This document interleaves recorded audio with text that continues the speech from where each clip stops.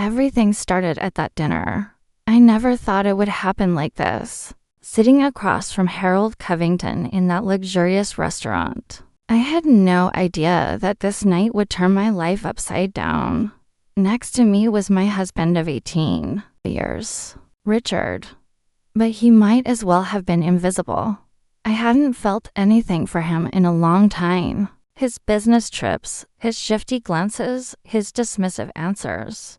They had killed something inside me. He was unfaithful. I knew it. But I couldn't prove it. Harold Covington, 68 years old, yet still looking strong, powerful, and full of energy. Broad-shouldered, charismatic, with an undeniable presence. Every move he made, every word he spoke carried authority. That night, his attention toward me was impossible to ignore. He never took his eyes off me, filled my glass before I could ask, leaned in slightly whenever he spoke. And Richard, he couldn't have cared less. His only concern was impressing Harold. At one point, Richard excused himself and went to the restroom. The moment he was out of sight, Harold leaned in. His voice was low, calm, but full of meaning. Richard's job is in trouble, Clara. Sales are dropping. He's losing focus. He paused for a second, locking eyes with me. Your husband isn't just stealing from me, Clara. He's ruining his own future too. Then, without breaking eye contact, he reached into his briefcase and placed a thick folder in front of me. I've lost hundreds of thousands of dollars. If I go to the police, he's going to prison. As I slipped the folder into my bag, I felt his gaze burning into me. My hands hesitated over the cover of the folder for a moment. I wanted to see what was inside, but at the same time, I was afraid to look. Harold was watching me carefully, his eyes dark, unreadable, yet strangely mesmerizing. Then suddenly he smiled, leaning in just a little. His voice dropped to a quiet murmur. You look stunning tonight, Clara. Did you pick that dress just for me? His words froze me in place. For a few seconds, I forgot how to breathe. Was he playing with me, or did he really mean it? A strange feeling twisted inside me. His attention thrilled me, but at the same time, it unsettled me. Before I could even process it, Richard returned to the table. Harold leaned back effortlessly, sipping his wine like nothing had happened. As Richard sat down, Harold turned to him, his voice cool and firm. You're flying to Miami tomorrow morning. You need to fix those sales. Richard stiffened. I saw him swallow hard before nodding. Okay, when we got home, everything changed. When we got home, Richard climbed into bed like nothing had happened and fell asleep immediately. Watching how easily he relaxed made something inside me twist with growing unease. Harold's words wouldn't leave my mind. The folder was still in my bag, and the urge to open it was unbearable. The truth was, the folder was just an excuse. Harold already had what he wanted in mind. Before this story between Harold and Clara gets even crazier, don't forget to subscribe to my channel and turn on notifications. This story is about to get intense, and I'd love for you to follow it all the way through. Leave a comment. It really helps. I walked into the kitchen in the middle of the night. I didn't turn the light on. Reaching into my bag, I pulled out the folder. My hands were shaking. I took a deep breath and opened it.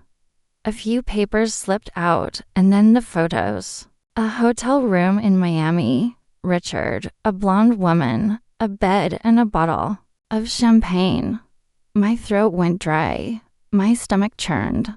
That was it. Everything was clear now. Richard had been lying to me, not just to me, but to Harold too. But Harold, he already knew. And that night was just the beginning. But the beginning of what? The next morning, watching Richard, I couldn't suppress the disgust building inside me. He stood in front of the mirror, adjusting his tie, carefully combing his hair, brushing invisible dust off his jacket. He was in a good mood. There was a spark of excitement in his eyes that I hadn't seen in a long time, but it wasn't because of me, a husband with a good job and a powerful boss. And all he could think about was flying to Miami to cheat on me. As I watched him prepare with so much enthusiasm, only one thought ran through my mind. I had seen a real man, Harold. His power, his presence, his gaze filled my thoughts. The fact that he hadn't fired Richard yet was a miracle in itself. A man like Harold could erase someone like Richard with a snap of his fingers. And yet he hadn't, because Harold was a man who knew his power. Richard slammed the door on his way out. I didn't even glance after him. I was alone, but that night, loneliness didn't feel the same. Then the doorbell rang. Standing under the soft glow of the porch light was Harold Covington. "Clara," he said, his voice blending with the soft hum of the rain. I apologize for showing up unannounced. For a few seconds I froze, a strange warmth rising inside me. I was wearing a thin satin nightgown, the fabric clinging lightly to my skin, the straps teasingly sliding off my shoulders. My hair was messy, and I was comfortable in my own home. But now, standing in front of him, I felt incredibly exposed. Harold, from head to toe, was flawless. The dark suit he wore fit perfectly over his broad shoulders. He stood in the doorway, his large frame taking up nearly all the space, his silver hair damp from the rain gleaming under the dim light. His eyes burned with a slow, measured fire as he looked me over. He didn't say a word, but the way his gaze traveled over me, it felt like it was touching my bare skin. At that moment, I thought about Richard. Richard standing in front of the mirror, admiring himself, buttoning his shirt with a smug expression. Richard, whistling happily as he headed off to Miami. And now, the man in front of me was a real man. Strong, commanding, dangerously alluring. Harold didn't need to take a step forward. He already filled the entire space. And I realized then, I wouldn't be able to resist this pull. This was just the beginning, and it wasn't going to end here. I opened the door wider. As he stepped inside, his scent filled the entire house, a deep, woody, intoxicating scent. The cold air from the rainy night slipped in behind him, but his presence alone made the whole room feel smaller, warmer. He placed the wine bottle on the kitchen counter, then carefully set the folder on the table. Before I could say anything, his eyes locked onto mine. His voice was slow, deliberate. "Did you look?" I swallowed. "Yes," he gave a slight nod. "You weren't surprised, were you?" I looked away. "No." A brief silence settled between us, then Harold took slow, deliberate steps toward the living room and sat down in the chair, leaning back. He spread his legs slightly, his gaze still locked onto me. I felt like a guest in my own home. "Truth is," Harold said, his eyes never leaving mine, "Richard was already dead to me." I held my breath, but he continued, pausing just slightly. "After seeing you, I wanted to talk. You're different, Clara, and I don't want to see you get hurt." Something inside me cracked at that moment. I had spent years dealing with men like Richard, men who lied, who ignored, who betrayed. But no one had ever spoken to me like this. The way Harold looked at me, the way his words wrapped around me, it confused me. But this was something else. A pull, a force, something I couldn't ignore. A warmth spread through me. Being near him made me feel both safe and in danger at the same time. I had no idea how far this was going to go, or that my life was about to change completely. Harold never took his eyes off me as he stood up. He reached for the bottle of wine on the counter, opened it, and poured 2 glasses. When he handed me one, I realized my hand was trembling slightly. But Harold's touch, it was strong. "I'm doing this for you," he said. "Richard already sealed his own fate. But you deserve more." As I looked into his eyes, I felt something inside me shift, something that would never be the same again. Harold's gaze never left mine. He wasn't just looking at me. He was looking through me as if he could see every thought running through my mind. Then in a low, steady voice, he spoke. "I see you're alone, Clara." I held my breath. "We'll talk about Richard later," he added, his voice almost a whisper. "But right now, it's just you and me." As he spoke, his hand reached for the bottle of wine again. The soft sound of the cork twisting free was the only noise in the room. He poured 2 glasses, then handed one to me. My fingers shook slightly, and Harold noticed, but he didn't say a word. Instead, he gently took my hand, steadying it, his fingers barely brushing against my skin. He wasn't just watching me. He was studying me. His presence itself was consuming, and I was watching him too. His dark suit, slightly damp from the rain, clung perfectly to his broad shoulders. With every breath, his chest rose and fell in a slow, steady rhythm, the defined lines of his neck, the silver strands in his hair catching the dim light. Even the way his loosened tie rested against his shirt, it all gave him a dangerously effortless allure. And no matter how much I tried to resist, I was being pulled toward him. "You know," he said, taking a sip of his wine, "I can't seem to stop looking at you, Clara." I had been about to take a sip myself, but his words made me freeze. A heat crept up inside me. "What do you mean?" I asked, my voice barely above a whisper. Harold smirked slightly.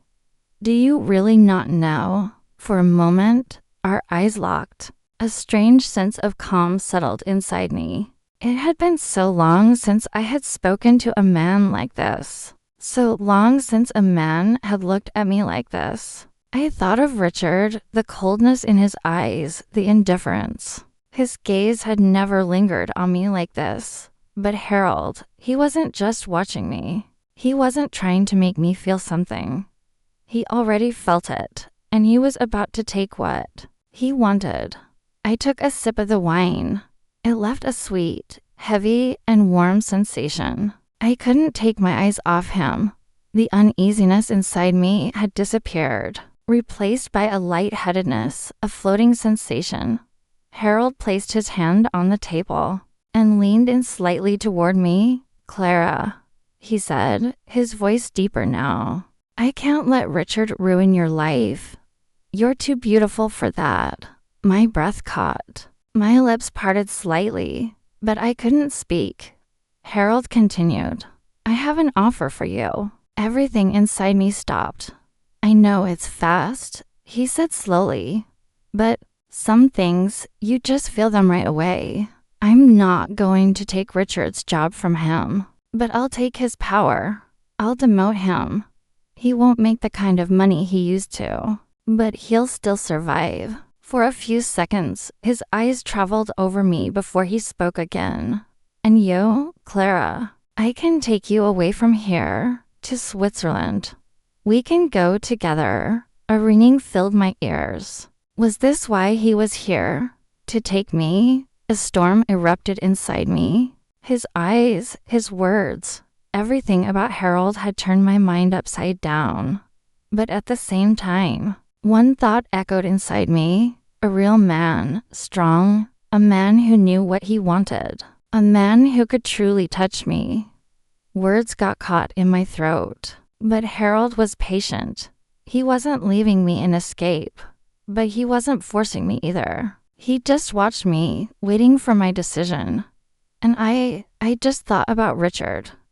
His betrayal, his indifference, the emotions I hadn't felt in years.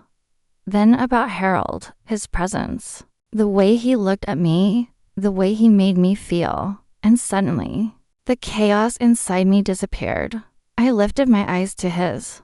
"Okay," I said at that moment. Harold smiled slightly. In his eyes, there was satisfaction mixed with victory. And then, without a moment of hesitation, he leaned in and kissed me. At first, he was careful, testing, but when I responded, everything unraveled. The moment his lips touched mine, I felt something inside me awaken, something I had forgotten for years. This wasn't an escape. This was understanding what it meant to be claimed by a real man. Our kiss was deep, intense, and irreversible. When Harold's hands settled on my waist, a shiver ran through me. He wanted me, and I wanted him. My breath grew uneven as my hands found the thin straps of my satin nightgown. Without hesitation, I slid them off my shoulders, slow and steady, my fingers not trembling in the slightest. When the fabric slipped down my body and pooled at my feet, Harold's eyes darkened. He took me in head to toe, his gaze burning through me. In his eyes, I saw pure admiration. He didn't need to say anything, but I did. "You're the strongest, most attractive, and most perfect man I've ever seen," I whispered. Those words unleashed something inside him. Harold moved in again, capturing my lips, and as he did, I felt something I hadn't in so long. Something finally falling into place. Richard didn't matter anymore. Who he was, what he had done, it was all irrelevant. Tonight it was just me and Harold. Without breaking eye contact, I slowly turned around. My legs were trembling, but with every step I could feel Harold moving closer. He didn't make a sound, but his breath was warm, steady. When I stepped into the bedroom, I let myself fall onto the bed. The pillows cushioned my body as Harold's gaze never wavered. Then, without looking away, he slid off his jacket. He loosened his tie, pulling it free before tossing it aside. As he slowly unbuttoned his shirt, I knew one thing for sure. He was in control, but I was ready to surrender. And as Harold leaned over me, I knew this night was going to change everything. Harold approached. I had started to feel him so close. His large frame and scent affected me deeply. With the effect of the wine, I pulled him toward me and sped things up.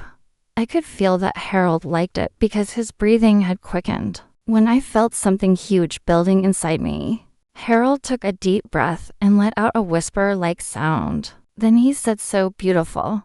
We kept talking about how warm and passionate we both were. Harold's movements would speed up from time to time. It was dizzying. I reached for his hair, then slowly moved my hands down his shoulders and placed them on his waist. My legs trembled as if they had finally found where they belonged again. I pressed my hands against his waist. Harold said, "Clara, I'm going to take you away from here." I gasped. "Please, let's go, Harold." Practically begging, breathless. At some point, the sounds I made grew louder, but I didn't care. I closed my eyes and let myself enjoy everything. I lost count of how many times I trembled. 2 to 3, maybe 5. That alone was proof that I had made the right decision. Harold was out of breath, his face flushed red. I could see his strong shoulders tense, his legs cramping, and then he let himself go. As I felt Harold's warmth inside me, he lay beside me. Harold turned toward me in bed, his eyes searching mine. His breathing was still uneven, his skin warm. His strong, broad shoulders had relaxed, but there was still that sharp, unwavering look in his eyes. "What are you planning to do, Clara?" he asked. His voice was low, but there was curiosity in it. "We can leave whenever you want. What's your decision?" I answered without hesitation. "I've made my decision, Harold." I squeezed his hand tightly, not bothering to hide the excitement inside me. Tomorrow, I'll leave a note and walk out of that house. I'll say I'm going to my mother's and file for divorce." Harold tilted his head slightly. "Something gleaming in his eyes, Clara. A woman like you should live the life she deserves." I exhaled. Slowly, I reached up and touched his face, my fingers brushing gently against his skin. "I won't actually be at my mother's, Harold. I trust you. I want a new life with you in Switzerland." Harold raised an eyebrow, but his eyes were filled with something else, something soft, something real. I continued, "And I want a child, Harold." My voice trembled, but there wasn't a single doubt in my words. "We should have a child together." The look on Harold's face in that moment made me feel stronger than ever. There was surprise in his expression, admiration, and something deeply possessive. He stayed silent for a few seconds, then leaned in and kissed me. "I'd do anything for you, Clara," he whispered. "Anything. If you've made it this far, I know this story has touched you deeply. There's so much more to share, and you don't want to miss any of it. Make sure to hit the follow button, turn on notifications, and leave a comment about what you think."